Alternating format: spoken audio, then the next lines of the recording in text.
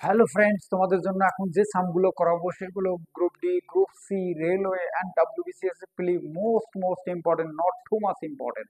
দেখো, বোর্ডে একটা সাম বলেছে, এটা তুমিও পারবে, যে the price of an article 10% cut and restores of its and find the value the new. মানে মতলব হচ্ছে গিয়ে যে এই সামটা বলছে যে কোনো একটা পার্টিকেল বা আর্টিকেলের প্রাইস 10% রিডিউস করেছে, করলে যদি রিস্টোর করা হয় মানে আগের জায়গায় পৌঁছাতে গেলে আবার তাহলে কত পার্সেন্ট বাড়াতে হবে। Just simple. দেখো তাহলে সেটা কি করে করব।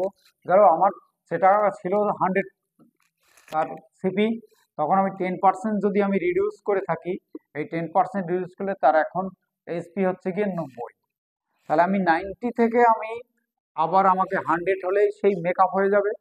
তো 90 থেকে 100 মানে এদের ডিফারেন্সটা 10। তাহলে 90 থেকে যাব আমি 10-এ, 10 টাকায়। তাহলে ওয়ানে কত, 90 এবং 100%, তার মানে 0, 0, 9 দিয়ে করলে 9, 11 যা 99, 1/9% আমাকে এর অপশনটা দেখো 9 হল, 9 11 হল 9 এত পার্সেন্ট।